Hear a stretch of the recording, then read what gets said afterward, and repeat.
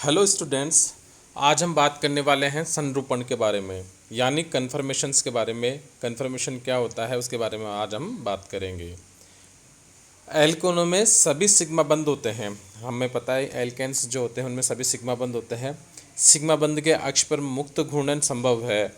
इस मुक्त घूर्णन के कारण ऐसे अणुओं में उनके परमाणु के त्रिभुज में विभिन्न सापेक्ष स्थितियां संभव है और ये स्थितियां एक दूसरे में आसानी से परिवर्तित हो जाती है, पॉसिबल है। एल्केन में सिग्मा बंध है, सिग्मा बंध के कारण परमाणु आपस में घूमेंगे और घूमने के कारण विभिन्न सापेक्ष स्थितियां बनना पॉसिबल है। तो एकल बंध पर मुक्त घूर्णन के परिणाम स्वरूप परमाणुओं की विभिन्न सापेक्ष व्यवस्थाएं जो एक दूसरे में आसानी से परिवर्तित हो जाती है उन्हें अणु के संरूपण या संरूपी या चक्रण समावयवी कहते हैं। तो मतलब वे त्रिविम व्यवस्थाएं जो एकल बंध पर मुक्त घूर्णन के परिणाम स्वरूप एक दूसरे में आसानी से परिवर्तित हो जाती है, कन्फर्मेशन, कन्फर्मर या रोटेशनल आइसोमर्स या रोटामर कहलाते हैं। तो कौन को कितने कन्फर्मेशंस हो गया, कन्फर्मर हो गया, रोटेशनल आइसोमर्स हो गए या रोटामर हो गया। इनको नाम दिया गया है। इनको विलग करना संभव नहीं है। इस प्रकार एल्केनों में कार्बन कार्बन एकल बंध पर मुक्त घूर्णन के कारण अणु की अनंत विभिन्न त्रिविम सापेक्ष व्यवस्थाएं संभव न है। अब हम सबसे पहले बात करेंगे एथेन के संरूपण के बारे में। Confirmation of ethane. मेथेन अणु में केवल एक ही कार्बन परमाणु होता है, अतः इसके अणु से परमाणु की केवल एक ही सापेक्ष त्रिविम व्यवस्था संभव है। बिल्कुल, मेथेन में क्या होगा, एक कार्बन पे 4 हाइड्रोजन जुड़े हुए हैं तो उसके सापेक्ष एक ही त्रिविम व्यवस्था पॉसिबल है। परंतु एथेन अणु में 2 कार्बन परमाणु है जो आपस में एकल बंध से बंधे होते हैं और प्रत्येक कार्बन परमाणु पर 3 हाइड्रोजन उपस्थित होते हैं। अतः एक कार्बन परमाणु को स्थिर रखते हुए अगर दूसरे कार्बन परमाणु को कार्बन कार्बन एकल बंध के अक्ष पर घुमाते हैं तो एक कार्बन परमाणु के हाइड्रोजन दूसरे कार्बन परमाणु के हाइड्रोजन परमाणु की अपेक्षा अनंत सापेक्ष व्यवस्थाएं बनाता है और इन सभी व्यवस्थाओं को हम क्या कहेंगे, संरूपण कहेंगे। इसमें बंध लंबाई और बंध कोण समान रहते हैं। जैसे ये कार्बन है और ये कार्बन है, इससे 3 हाइड्रोजन जुड़े हुए हैं और इससे भी 3 हाइड्रोजन जुड़े हुए हैं। अब इसको मैं स्थिर रखूं और इसको घुमाते रहूं तो जब घुमाते रहूं इस कार्बन कार्बन एकल बॉन्ड के सापेक्ष तो कई त्रिविम व्यवस्थाएं पॉसिबल हो जाएगी और इन त्रिविम व्यवस्थाएं को हम कन्फर्मर कहते हैं और ये जो कहलाता है इसको कन्फर्मेशन कहते हैं। आगे देखिए, एथेन के संभव अनंत संरूपणों में से 2 संरूपण चरमावस्था में प्रदर्शित करते हैं। इनको हम एक तो कहते हैं एक्लिप्स्ड या ग्रसित और एक कहते हैं स्टेगर्ड या सांत्रित संरूपण। अब देखिए, ग्रसित और सांत्रित संरूपण क्या होते हैं। जो हमने 2 नाम लिया है, एक तो ग्रसित लिया है, एक सांत्रित लिया है। ग्रसित को एक्लिप्स्ड कहते हैं, सांत्रित को हम स्टेगर्ड कहते हैं। क्या होता है, ग्रसित संरूपण में एक कार्बन परमाणु के हाइड्रोजन परमाणु दूसरे कार्बन परमाणु के हाइड्रोजन परमाणु के ठीक सामने या समानांतर होते हैं। मतलब एक कार्बन का ये हाइड्रोजन ऊपर है तो दूसरे कार्बन का भी हाइड्रोजन इसके बिल्कुल सीध में रहेगा। अगर मैं इसको बिल्कुल इस तरीके से देखूं कि एक ही कार्बन दिखे एक इस रेखा में तो सामने वाला हाइड्रोजन ही दिखेगा, पीछे वाला हाइड्रोजन भी नहीं दिखेगा। मतलब पीछे वाले हाइड्रोजन के जस्ट सामने पहले वाले कार्बन का हाइड्रोजन होता है, तो इसे ग्रसित संरचना कहते हैं।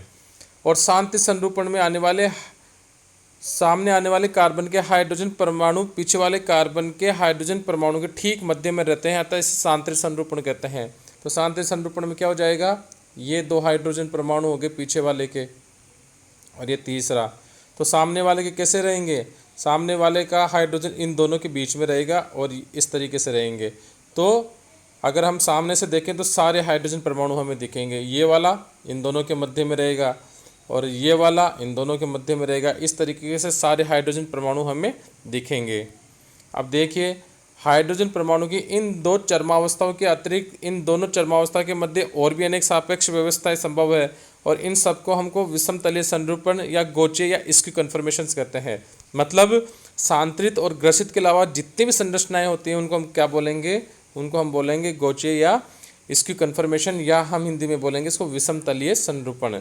इन संरूपणों को न्यूमैन प्रक्षेपण सूत्र द्वारा प्रदर्शित करते हैं। जो न्यूमैन प्रोजेक्शन फॉर्मूला होता है जिसमें 2 गोले लगते हैं गोले के द्वारा इन संरूपणों को हम प्रदर्शित करते हैं।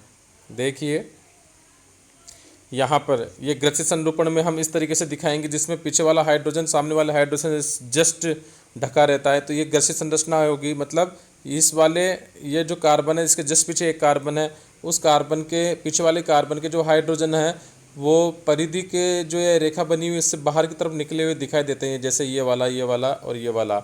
और जो आगे वाले हाइड्रोजन के कार्बन हैं वो बिल्कुल सॉलिड रेखा जो हमें दिख रही है उसके द्वारा दिखाई देंगे। और इस तरीके से अगर बिल्कुल जस्ट सामने होता है तो ये ग्रसित संरचना हो गई। अब यहाँ देखो सामने वाला हाइड्रोजन कहाँ है, यहाँ सामने वाले हाइड्रोजन जस्ट मध्य में है, तो ये कौन सी संरचना हो जाती है, ये संरचना हो जाती है सांतरित। और बाकी के सभी संरचनाएं कौन सी हो जाती है, विषमतलीय संरचनाएं हो जाती है। यहाँ पर न्यूमन प्रोजेक्शन फॉर्मूले में क्या होता है, ये एक कार्बन है सामने वाला और जस्ट इसके पीछे दूसरा कार्बन है, तो उसके दूसरे कार्बन के हाइड्रोजन तो ये दिख रहे हैं, जो कि यह गोला होता है। और गोले की परिधि के बाद जो हाइड्रोजन होते हैं वो तो पीछे वाले के होते हैं, और सॉलिड रेखा में जो हम दिखाते हैं वो सामने वाले होते हैं। इस तरीके से हमने एथेन के देखे। अब इनके बाद में अगर हम बात करते हैं ऊर्जा अवरोध की, तो उसके बारे में बात कर लेते हैं कि ऊर्जा क्या होती है। एथेन के उपयुक्त संरूपणों के भौतिक एवं रासायनिक गुण यद्यपि समान होते हैं, परंतु उनकी पोटेंशियल एनर्जी यानी स्थितिज ऊर्जा में अल्प अंतर होता है। यदि तंत्र की ऊर्जा अधिक होती है तो वह कम स्थायी होता है, और ऊर्जा कम अधिक होती है तो वो कम स्थायी होता है, और ऊर्जा कम होती है तो वो अधिक स्थायी होता है। ये हमें पता ही है। एथेन के ग्रसित संरूपण की ऊर्जा सभी संरूपणों से अधिक होती है, अतः ये सबसे कम स्थायी संरूपण होता है। जो ग्रसित संरूपण होता है, मतलब ग्रसित संरूपण में जस्ट कार्बन और हाइड्रोजन एक दूसरे के जस्ट सामने आ रहे हैं, तो इनके बीच में क्या होता है, रिपल्सन ज़्यादा होता है। रिपल्सन प्रतिरोध ऊर्जा की वजह से भी क्या इनकी एनर्जी बढ़ जाती है, और एनर्जी बढ़ने के कारण इनका स्थायित्व सबसे कम होता है। इस संरूपण में प्रत्येक कार्बन परमाणु से जुड़े हाइड्रोजन परमाणु एक दूसरे के ठीक सामने होते हैं, फलस्वरूप अणु में भीड़ लग जाती है, मतलब त्रिविम बाधा, तथा उसमें उपस्थित 6 कार्बन हाइड्रोजन बंधों के बंध युग्म एक दूसरे से न्यूनतम दूरी पर होते हैं। इस कारण प्रतिकर्षी बल, प्रतिरोधी बल या प्रतिकर्षी बल अधिक हो जाते हैं। अधिक प्रतिकर्षी बल के कारण अणु की ऊर्जा अधिक हो जाती है, और इसलिए अणु का स्थायित्व घट जाता है। तो समझ में आ गया, ग्रसित में क्या होता है, एक दूसरे के बिल्कुल क्लोज रहेंगे कार्बन हाइड्रोजन परमाणु, और बंध जो ये होती है बॉन्ड लेंथ वो बहुत नज़दीक होती है, और परमाणु भी आपस में नज़दीक होता है। इसके कारण प्रतिकर्षी बल बढ़ जाता है, प्रतिकर्षी बल बढ़ने के कारण ऊर्जा बढ़ जाती है, ऊर्जा बढ़ने के कारण स्थायित्व कम हो जाता है। तो अब सांतरित संरूपण की हम बात करें, तो सांतरित संरूपण में एक कार्बन के हाइड्रोजन परमाणु दूसरे कार्बन के हाइड्रोजन परमाणु से अधिकतम दूरी पर होते हैं, फलस्वरूप अणु में कोई भीड़ नहीं होती है, क्योंकि एक कार्बन के हाइड्रोजन परमाणु दूसरे कार्बन के हाइड्रोजन परमाणु से दूरी पर है, तो भीड़ नहीं है, कोई त्रिविम बाधा नहीं है। कार्बन हाइड्रोजन बंधों के बंध युग्म में भी अधिक दूरी पर है, प्रतिकर्षी बल क्या है, न्यूनतम हो जाएगा। अल्प प्रतिकर्षी बल के कारण ऊर्जा में अणु की ऊर्जा में कमी होगी, और अणु की ऊर्जा में कमी होते ही इसका क्या हो जाएगा, स्थायित्व बढ़ जाएगा। तो इसके कारण सांतरित रूप हमेशा क्या होती है, ग्रसित से ज़्यादा स्थायित्व होती है, क्योंकि सांतरित रूप की क्या हो जाती है, ऊर्जा कम होती है। अब जो स्क्यू फॉर्म होती है, गोचे फॉर्म होती है, उनकी बात करते हैं, तो इन दोनों की स्थिति क्या होती है, ग्रसित और सांतरित संरूपण के मध्य होती है। अतः विषमतलीय संरूपण ग्रसित संरूपण से तो अधिक क्या और सांतरित रूपण से कम स्थायी होते हैं। तो स्क्यू या गोचे फॉर्म जो ग्रसित संरूपण होता है उससे तो अधिक स्थायी होगा, लेकिन जो सांतरित संरूपण होता है उससे हमेशा कम स्थायी होता है। विभिन्न संरूपणों में ऊर्जा परिवर्तनों को अणु की ऊर्जा एवं कार्बन कार्बन एकल बंध के घूर्णन कोण के मध्य आरेख बनाकर प्रदर्शित किया जा सकता है। कर ही सकते हैं, हमने देखा। अब देखो, किसी अणु के वरीय संरूपण के अस्तित्व का अध्ययन और इस वरीय संरूपण के साथ अणु के भौतिक एवं रासायनिक गुणों के संबंध के अध्ययन को हम संरूपणी विश्लेषण कहते हैं। चूंकि वरीय संरूपण का अस्तित्व ऊर्जा परिवर्तन के आधार पर समझाया जा सकता है, अतः हम यह भी कह सकते हैं कि कार्बन कार्बन एकल बंध पर घूर्णन के परिणामस्वरूप होने वाले ऊर्जा परिवर्तन के अध्ययन को ही संरूपी विश्लेषण करते हैं। तो संरूपी विश्लेषण क्या होगा, यह इसके लिए लैंग्वेज हम लिख सकते हैं। अब देखिए, जो एथेन का ग्रसित और सांतरित संरूपण के मध्य जो ऊर्जा अंतर है वो कितना है, 2.8 किलो कैलोरी पर मोल है। क्योंकि ग्रसित तो अधिक ऊर्जा वाला है और सांतरित कम ऊर्जा वाला है, तो दोनों की जो ऊर्जा के अंतर है वो कितना है, वो जाएगा 2.8 किलो कैलोरी पर मोल हो जाएगा। इनका अर्थ ये हुआ कि कार्बन कार्बन एकल बंध पर मुक्त घूर्णन में अल्परोध या बाधा उत्पन्न होती है। घूर्णन के प्रति इस अल्परोध या बाधा को हम टॉर्शन बैरियर या मरोड़ी अवरोध कहते हैं। इसी की वजह से, ये बाधा की वजह से तो ये एनर्जी बढ़ रही है इनके बीच में। सामान्य ताप पर एथेन के विभिन्न संरूपण इस अवरोध को पार कर सकते हैं। एथेन के अधिकांश अणु कम ऊर्जा के सांतरित संरूपण या इसके निकट के विषम तलीय संरूपण में रहते हैं। मतलब कौन से संरूपण में रहेंगे? या तो सांतरित संरूपण में रहेंगे क्योंकि वो अधिक स्थायी कम ऊर्जा वाला होता है, या फिर इसके जो सबसे पास में विषम तलीय या स्क्यू फॉर्म होगी या गोचे फॉर्म होगी उसमें रहते हैं क्योंकि इनकी ऊर्जा कम होती है। अधिक ऊर्जा के ग्रसित संरूपण कम ऊर्जा के सांतरित संरूपण में बदलते रहते हैं। समझ में आ गया आपको कि ग्रसित रूप सांतरित रूप में बदलता रहता है, और ये इन दोनों के बीच में ऊर्जा अंतर इतना कम होता है कि कमरे के ताप पे मिल जाता है। अब ये देखिए, ये स्टेगर्ड फॉर्म है, मतलब सांतरित संरचना है, और ये वाली जो संरचना है वो कौन सी होगी? ग्रसित संरचना है, एक्लिप्स फॉर्म। इन दोनों के बीच में अगर ऊर्जा का अंतर कितना है? 2.8 किलो कैलोरी पर मोल। और इनके मध्य ये कौन सी संरचना है? गोचीय फॉर्म या स्क्यू फॉर्म। तो इनके मध्य जितनी भी संरचना पाई जाएगी, किस किस के मध्य? ये तो हो गई अपनी सांतरित, ये होगी ग्रसित।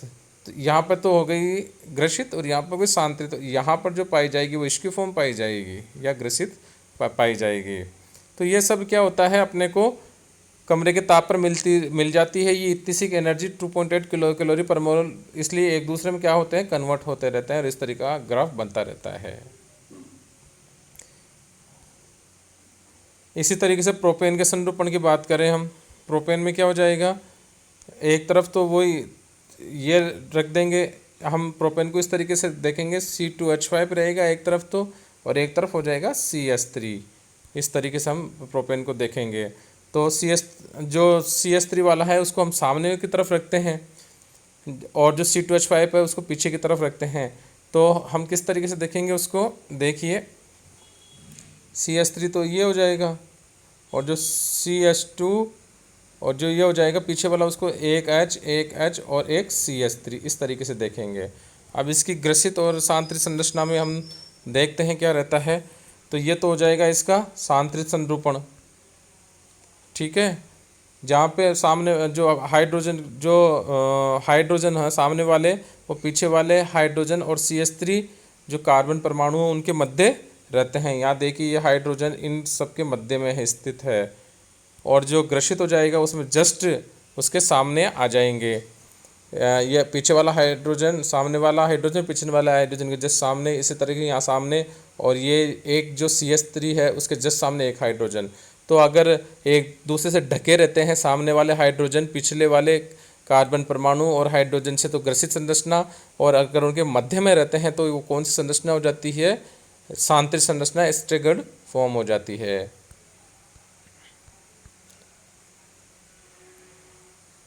अब ये देखिए, इसका अगर हम ऊर्जा की बात करते हैं तो यद्यपि मेथिल समूह हाइड्रोजन परमाणु की अपेक्षा काफ़ी बड़ा है, परंतु मरोड़ी रोध एथेन अणु की अपेक्षा थोड़ा सा ही ऊंचा है।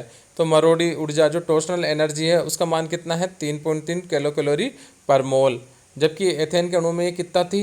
2.8 किलो कैलोरी पर मोल। क्योंकि हाइड्रोजन यहाँ छोटा है तो कार्बन और हाइड्रोजन के बीच में इतना रिपल्सन नहीं हो पाता, इसलिए बहुत ज़्यादा ऊर्जा अवरोध में इतना अंतर नहीं आ रहा है, केवल 3.3। मतलब कितना अंतर आ जाएगा? 3.3 में से 2.8 को अगर हम घटाते हैं तो कितना अंतर हो जाता है? उतना अंतर इनके मध्य आ रहा है। सांतरित रूप में परमाणु एवं समूह अधिकतम दूरी पर होने के कारण अणु में कोई भी भीड़ नहीं होती और प्रतिकर्षी बल न्यूनतम होते हैं, जिससे यह रूप ग्रसित रूप की अपेक्षा अधिक स्थायी होता है। हमने पहले देखा था कि मोस्टली सांतरित रूप ही क्या हो जाएंगे? अधिक स्थायी तो होता है, ग्रसित रूप स्थायी के कंपेयर में अधिक स्थायी होता है। प्रोपेन अणु अधिकतम इसी संरूपण में रहता है, गर्म करने पर यह विषम तलीय संरूपण या ग्रसित संरूपण में बदल जाता है। विषम तलीय यानी गोचीय या स्क्वायर फॉर्म। तो अगर हम यहाँ पर इस उसमें देखे हैं तो जो स्टेगर्ड फॉर्म होगी वो तो उसमें यहाँ पे हाइड्रोजन की जगह CH3 आ जाएगा, और एक जो एक्लिप्स फॉर्म होगी वहाँ पे पीछे वाले हाइड्रोजन की जगह हम एक जगह CH3 लिख देते हैं। और ये जो एनर्जी हो जाएगी वो कितनी हो जाएगी? प्रोपेन के लिए ये एनर्जी हो जाएगी 3.3 किलो कैलोरी पर मोल। इस तरीके से हमने देखा एथेन के और प्रोपेन के कन्फर्मेशन और एनर्जी डायग्राम किस तरीके से बनाते हैं। यहाँ तो रोटेशन एनर्जी डायग्राम में जो एक्स एक्सिस पे हम रोटेशन लेंगे और वाई एक्सिस पे हम एनर्जी लेते हैं। इस तरीके इधर की तरफ से रोटेशन होता जाता है, घुमाए जा रहे हैं, और एनर्जी में कैसे चेंजेस आ रहा है वो इसकी तरफ से इधर की तरफ से हम देख पा रहे हैं। आज के लिए इतना ही, धन्यवाद।